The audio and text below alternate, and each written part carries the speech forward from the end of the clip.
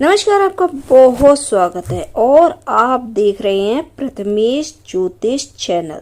22 अप्रैल को गुरु राशि परिवर्तन करेंगे और मेष राशि में गोचर करेंगे, लेकिन ये गोचर अस्त अवस्था में होगा क्योंकि 30 मार्च के आसपास गुरु उदय होंगे। 30 अप्रैल को उदय होने के बाद गुरु 4 सितंबर को बकरी हो जाएंगे और 31 दिसंबर को फिर से मार्गी हो जाएंगे। कुंडली में 12 से 9 घरों के ऊपर गुरु का प्रभाव पड़ता है। सबसे पहले गुरु दूसरे, 5वें, 9वें और 11वें घर के कारक ग्रह माने जाते हैं। दूसरा घर धन का स्थान होता है, 5वां घर संतान का स्थान माना जाता है, 9वां घर भाग्य भाव होता है और 11वां घर लाभ का होता है, आय का होता है।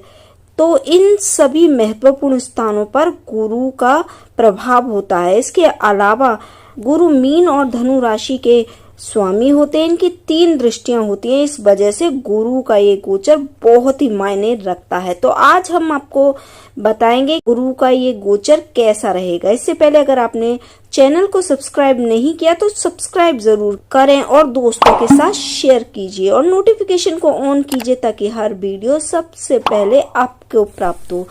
अब हम बात करें गुरु के गोचर की, जो कि 22 अप्रैल को होगा, तो इस पर कर्क राशि वाले पर क्या प्रभाव पड़ेगा। कर्क राशि के जातकों के लिए गुरु का गोचर 10वें भाव में होगा क्योंकि 10वें भाव में मेष राशि है। फिलहाल कर्क राशि के जातकों के लिए गुरु 9वें भाव में गोचर कर रहे हैं। ये शुभ गोचर होता है, यानी कि गुरु जिनकी 2 राशियों के मालिक हैं, आपकी कुंडली में 6ठा भाव और भाग्य स्थान जहां पर गुरु शुभ फल दे रहे हैं, इसके साथ ही आपकी कुंडली में गुरु की महादशा या फिर अंतर्दशा चल रही है तो उसका भी आपको शुभ परिणाम मिलेगा।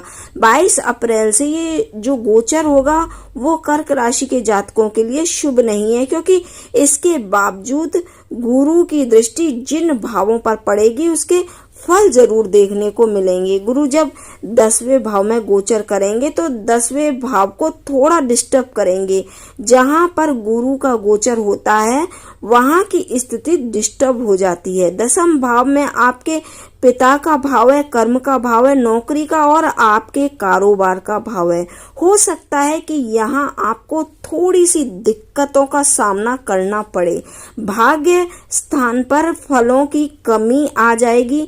इसके बावजूद आपको धन का प्रवाह आपका नहीं रुकेगा।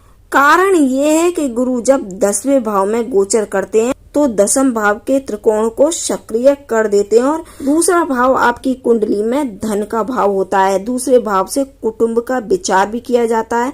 आपकी ईटिंग हैबिट भी दूसरे भाव से ही आती है। यहाँ पर गुरु की दृष्टि शुभ होती है।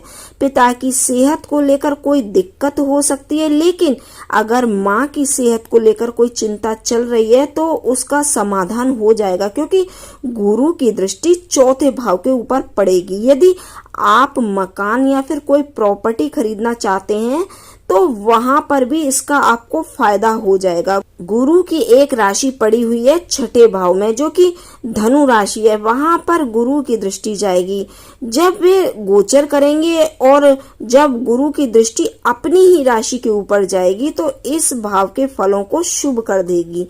यदि आप कोई बीमारी से पीड़ित है तो वहां पर आपको राहत मिल सकती है। यदि कोर्ट केस का कोई केस चल रहा है या फिर कोई शत्रु आपको परेशान कर रहा है तो वहां पर आपको विजय मिलेगी। गुरु का ये गोचर हालांकि आपके लिए शुभ नहीं है, वो उन 2 राशियों के शुभ फलों में भी कमी करेगा जो कि आपकी कुंडली में गुरु के स्वामित्व वाली हैं, लेकिन गुरु की दृष्टियां आपके लिए अच्छी रहेंगी।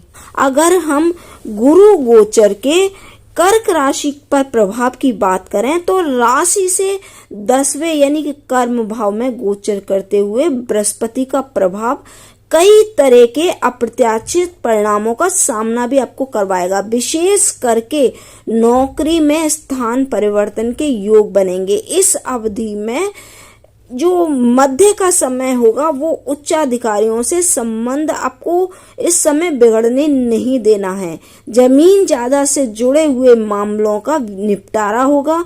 मकान अथवा वाहन की भी अगर आप खरीदना चाहते हैं तो उस दृष्टि से भी ये गोचर अनुकूल रहेगा। सामाजिक पद प्रतिष्ठा पर आपके विपरीत प्रभाव पड़ सकता है, इसलिए यहाँ आपको सावधानी रखनी चाहिए।